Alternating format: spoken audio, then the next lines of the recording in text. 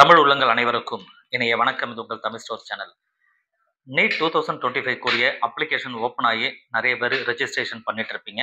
Sir நாம போன video வந்து ஹவு டு அப்ளை, அதாவது ஹவு டு ரெஜிஸ்ட்ரேஷன் அப்படின்னு சொல்லி ஒரு வீடியோ நம்ம கொடுத்துருந்தோம். எப்படி நம்ம ரெஜிஸ்டர் பண்ணணும், என்னென்ன மாதிரியான விஷயங்கள்லாம் அதில் இன்புட் கொடுத்து நம்ம செய்யணும், எந்த தப்பும் வராமல் பண்ணுறதுக்கு என்னென்னலாம் வழி அப்படின்ட்டு டீட்டெயிலாக ஒரு ஸ்க்ரீன்ஷாட் எடுத்து உங்களுக்கு டீட்டெயிலாக ஒரு டெமோ வீடியோ கொடுத்துருக்கேன். நீங்கள் செக் பண்ணி பார்த்துருப்பீங்க. இன்கேஸ் நீங்கள் பார்க்கலன்னா நான் கார்டில் கொடுக்குறேன், அதையும் நீங்கள் செக் பண்ணி பாருங்கள். ஸோ இன்றைக்கி பார்க்க போகிறது என்னென்னா, அந்த அப்ளிகேஷன் ஃபில்அப் பண்ணும்போது நிறைய பேருக்கு வருகின்ற டவுட் என்ன அப்படின்னா, இந்த டாக்குமெண்ட்டை அப்லோட் பண்ணும்போது நிறைய டவுட் இருக்குது. ஏன்னா எந்த வருஷம் இல்லாமல் இந்த வருஷம் டாக்குமெண்ட் அப்லோட் பண்ணுறதுக்கு அப்படின்னு சொல்லிட்டு அந்த நேம் வந்து பார்த்தீங்கன்னா சில மெத்தட் வந்து சொல்லியிருக்காங்க.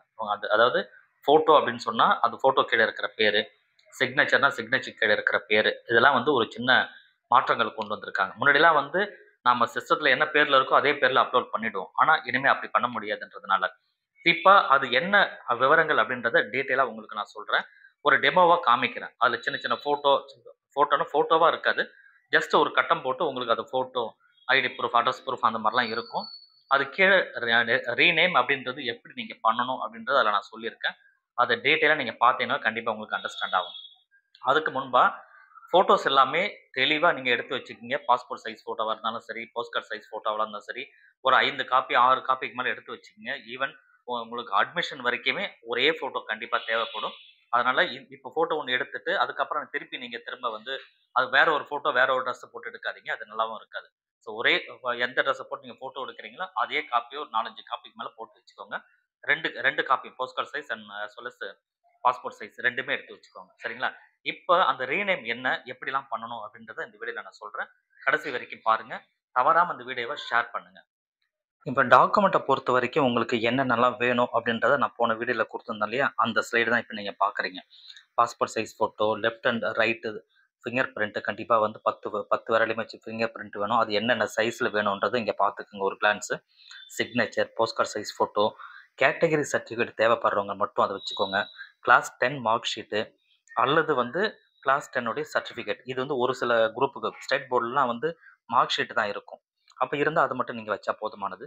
அதே போல் அப்லோட் இது present address and permanent address proof அப்படின்னு கேட்குறாங்க. ஏதோ ஒன்று நீங்கள் கொடுத்தீங்கன்னா போதும். பர்மனன்ட் அட்ரஸோ அல்லது ப்ரெசன்ட் அட்ரஸினுடைய ப்ரூஃப் எதாக இருந்தால் அது நீங்கள் கொடுத்துக்கணும். அதே போல் ஐடி ப்ரூஃப். இந்த ஐடி ப்ரூஃப் ஆதார் கார்டோ அல்லது டிஜிலாக்கரோ, அதே போல் வந்து பேன் கார்டோ, பாஸ்போர்ட்டோ எது வேணால் இருக்கலாம். சரிங்களா? ஸோ இதுதான் வந்து அவங்க சொல்கிற விஷயம். இப்போ நம்ம அந்த ரீநேம் அப்படின்றது எப்படி நம்ம பண்ணணும் அப்படின்றத உங்களுக்கு டீட்டெயிலாக சொல்கிறேன். இப்போ டாக்குமெண்ட்ஸ் நேம் மெத்தட் அப்படின்னு நான் ஹெட்டிங் கொடுத்துருக்கேன். இங்கே கீழே ஒரு காரோட படம் பார்க்குறீங்க. இது வந்து காராக நீங்கள் நினைக்கக்கூடாது. உங்களோட ஃபோட்டோவாக நினச்சிங்க. Passport size photo. Passport size photo அப்படின்னா அதற்கு கீழே பேர் எப்படி இருக்கணும், அந்த ஃபோட்டோ கீழே அண்டர்ஸ்கோர் ஃபோட்டோ, இதுதான் இப்படி தான் பேர் இருக்கணும். நீங்கள் உங்கள் சிஸ்டத்தில் இப்படி தான் சேவ் பண்ணி வைக்கணும். அது எந்த டாக்குமெண்ட் சைஸ் வேணுமோ அந்த டாக்குமெண்ட் சைஸ், அதாவது 10 KB to 200 KB சொல்கிறாங்க. JPEG format. ஜேபெக் ஃபார்மெட்டில் 10 KB to 200 KB சைஸில் அண்டர்ஸ்கோர் ஃபோட்டோ அப்படின்னு போட்டு நீங்கள் சேவ் பண்ணி வச்சுக்கணும். ரைட்டுங்களா? அடுத்தது இங்கே பார்க்குறது வந்து பாஸ்போர்ட் சைஸ் ஃபோட்டோ. நான் ஆல்ரெடி சொல்லிட்டேன் உங்களுக்கு. ஸோ அதுதான் பாஸ்போர்ட் சைஸ் ஃபோட்டோன்றது அண்டர்ஸ்கோர் ஃபோட்டோ அப்படின்னு வைக்கணும். உங்களோட சிக்னேச்சர் அப்படின்றது RA அண்டர்ஸ்கோர் சிக்னேச்சர் அப்படின்னு நான் சொல்கிறேன். இந்த RA அண்டர்ஸ்கோர் சிக்னேச்சர் அது என்ன சார் RA அப்படின்னா அந்த ஸ்டூடெண்ட்டோட பேர். இப்போ ராமன் அப்படின்னு சொன்னால் RA அப்படின்னு ஃபர்ஸ்ட் லெட்டர் வரும் இல்லையா, ஃபர்ஸ்ட் 2 லெட்டர் அதை தான் நீங்கள் எழுதியிருக்கேன். உங்கள் பேர் என்னவோ உங்கள் பேரோட ஃபர்ஸ்ட் 2 லெட்டர் அங்கே எழுதணும். அதை மட்டும் ஞாபகம் வச்சுக்கோங்க. அப்போது இந்த இடத்துல வந்து ஃபோட்டோவுக்கு மட்டும் பேர் இல்லை, சிக்னேச்சருக்கு, ஃபிங்கர் பிரிண்ட்டுக்கு, போஸ்ட் கார்டு சைஸ் ஃபோட்டோ எல்லாத்துக்குமே வந்து உங்கள் அந்த ஸ்டூடெண்ட் யாரோ அந்த ஸ்டூடெண்ட்டுடைய ஃபர்ஸ்ட் 2 லெட்டர், இது கேபிட்டல் லெட்டர் ஸ்மால் லெட்டர் அப்படிலாம் இல்லை, ஏதோ ஒரு லெட்டரில் வந்து ஃபர்ஸ்ட் 2 லெட்டர் அவங்க பேர் இருக்கணும். நான் இப்போ ராமன் அப்படின்ற ஒரு ஸ்டூடெண்ட்டு, அதனால் RA அப்படின்னு நான் இங்கே போட்டிருக்கேன். Underscore signature. எனக்கு கையெழுத்து போட்டு அதை ஃபோட்டோ எடுத்து வச்சு அல்லது ஸ்கேன் பண்ணிவிட்டு அதை வந்து நீங்கள் வந்து ஜேபெக் ஃபார்மெட்டில் மாற்றி 10 KB to 50 KB சைஸில் வைக்கணும். வச்சுட்டு அதை ரீநேம் பண்ணும்போது RA அப்படின்னு போட்டு, RAன்னா உங்களுடைய இந்த ஆர்ஏன்னு சொல்கிறதா நீங்களும் ஆர்ஏன்னு போட்டுறாதீங்க தயவு செஞ்சு. உங்கள் பேர், அதாவது ஸ்டூடெண்ட்டோட பேரோட ஃபர்ஸ்ட் 2 லெட்டர் போட்டுட்டு அண்டர்ஸ்கோர் சிக்னேச்சர் அப்படின்னு போடணும். அதே போல் போஸ்ட் கார்டு சைஸ் ஃபோட்டோவுக்கும் அதே போல் தான் போடணும். என்னென்னா உங்கள் first 2 letter underscore post card photo அப்படின்னு இருக்கும். நீங்கள் எப்படி நான் எழுதியிருக்கணும் அதே போல் இருக்கணும். ஃபிங்கர் பிரிண்ட்டும் 10 ஃபிங்கர் பிரிண்ட்டும் ஒன்றா ஒரே பேப்பரில் வைக்கணும். ஸோ அது எப்படின்னு கூட உங்களுக்கு காமிக்கிறேன். 10 ஃபிங்கர் பிரிண்ட்டும் ஒன்றா வச்சு நீங்க வந்து அந்த ஃபர்ஸ்ட் 2 லெட்டர் போடணும். ஸ்டூடெண்ட்டோட பேரு, அண்டர்ஸ்கோர் போட்டு ஃபிங்கர் பிரிண்ட் அப்படின்னு சொல்லி போடணும். ஸோ அடுத்தது கேட்டகரி சர்டிஃபிகேட். இது எல்லாருக்கும் தேவைப்படாது. யாருக்கு தேவைப்படுதோ அவங்க மட்டும். அதேபோல ஃபர்ஸ்ட் 2 லெட்டர் போட்டு அண்டர்ஸ்கோர் அப்படின்னு எழுதி, ஷிஃப்ட் அடிச்சு நீங்க அந்த ஷிஃப்ட் அடிச்சு ஐஃபன் குடுத்தீங்கன்னா அண்டர்ஸ்கோர் வரும். அப்போ அண்டர்ஸ்கோர் கேட்டகரி அப்படின்னு சொல்லி எழுதிடணும். அது ஒரு கிளாஸ் 10 சர்டிஃபிகேட் இருக்கிறவங்க வந்து, அவங்க ஃபர்ஸ்ட் 2 லெட்டர் போட்டுட்டு அண்டர்ஸ்கோர் கிளாஸ் 10 சர்டிஃபிகேட் அப்படின்னு எழுதணும். 10ன்னா 10ன்னு எழுதக்கூடாது. ரோமன் லெட்டர்ல எக்ஸ் போட்டு இருக்கணும். அது எனக்கு எப்படி நான் எழுதியிருக்கனோ அதே போல இருக்கணும் ரீநேம். அதேபோல கிளாஸ் 10த்தோட மார்க் ஷீட் வந்து பார்த்தீங்கன்னா, ஃபர்ஸ்ட் 2 லெட்டர் அந்த ஸ்டூடண்ட்டோட name underscore class 10 mark sheet அப்படின்னு இருக்கணும். ஐடி ப்ரூஃப் பொறுத்தவரைக்கும் கம்பல்சரி எல்லாரும் வைக்கணுமான்னா, நீங்க உள்ள அப்ளிகேஷன் ஃபில் பண்ணும்பொழுது, யாராவது வந்து ஆதார் கார்டோ, அல்லது வந்து உங்களுடைய டிஜிலாக்கர் ஐடியோ நீங்க புரொவைட் பண்ணியிருந்தீங்க, குடுத்திருந்தீங்கன்னா, உங்களுக்கு இந்த ஐடி ப்ரூஃப் தேவைப்படாது. அப்படி இல்ல அப்படின்னா, இது வச்சாலுமே தவறு கிடையாது. ஐடி ப்ரூஃப் வச்சாலும் தவறு இல்ல.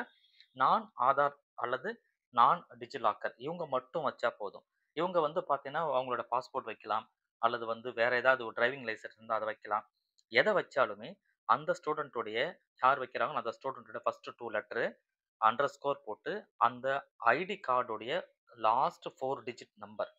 ஸோ அத வந்து கேரக்டர்ஸ். அது வந்து லெட்டரா இருக்கலாம்.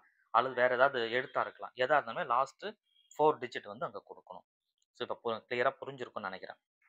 பிடபிள்யூடி சர்டிஃபிகேட் இதுவும் எல்லாருக்குமே தேவைப்படாது. யாருக்கு தேவையோ அவங்க மட்டும் தான்.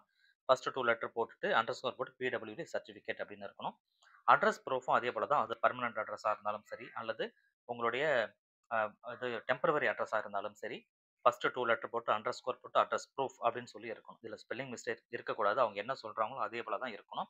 ஸோ இதுதான் வந்து மெயினானது. ஞாபகம் வச்சுக்கோங்க. இது எல்லாமே நீங்க ஒரு டாக்குமெண்ட்டா தனித்தனியா நீங்க எடுத்து வைக்கணும். அதுவும் குறிப்பா வந்து டாக்குமெண்ட்ஸ் அப்படின்னு சொன்னீங்கன்னா, எது எதுன்னா உங்களோட 10த் class certificate, class mark sheet, அதேபோல பிடபிள்யூடி சர்டிஃபிகேட், அட்ரஸ் ப்ரூஃப் இந்த மாரி விஷயங்கள் எல்லாமே ஒரு பிடிஎஃப் ஃபார்மட்ல இருக்கணும். 10 கேபி டூ 300 கேபி சைஸ்ல. மத்தபடி ஃபோட்டோஸ் எல்லாமே வந்து பாஸ்போர்ட் சைஸ் ஃபோட்டோவோ, சிக்னேச்சரோ, போஸ்ட் கார்ட் சைஸ் ஃபோட்டோவோ, ஃபிங்கர் பிரிண்டோ இதெல்லாம் வந்து ஃபோட்டோஸ்ல இருக்கணும். இந்த ஃபோட்டோ ஜேபிஇஜி ஃபார்மட்ல இருக்கணும். ஜேபிஜேன்னு சொல்லுவோம். அந்த ஃபார்மட்ல 10 கேபி டூ 200 கேபி சைஸ்ல இருக்கணும். ஸோ இதெல்லாம் ரெடி பண்ணி தனியா ஒரு ஃபோல்டர்ல போட்டு வச்சுக்கணும். வச்சுட்டு அதுக்கப்புறமா நீங்களே பண்ணீங்கன்னா அப்லோட் பண்ணுங்க. அல்லது இதெல்லாம் ரெடி பண்ணி எடுத்துக்கிட்டு கூட, நீங்க போயிட்டு அந்த ஆதார் சென்டர்ல குடுக்குறீங்கன்னா கூட, அவங்களே வந்து ரெடி பண்ணி வச்சுருவாங்க. அந்த கேபி சைஸ்ல. ஆனா, அவங்களுக்கு இந்த நேம மட்டும் நீங்க சொல்லணும். இந்த மாரிலாம் போட்டு சேவ் பண்ணி வச்சுருங்க அப்டின்ட்டு. ஃபர்ஸ்ட்லயே போட்டு சேவ் பண்ணிட்டு, அதுக்கப்புறமா அத வந்து ப்ரொசீட் பண்ணாங்கன்னா, தப்பு இல்லாம அவங்களால செய்ய முடியும். ஸோ இந்த விஷயங்கள கொஞ்சம் தெளிவா பார்த்துக்கோங்க.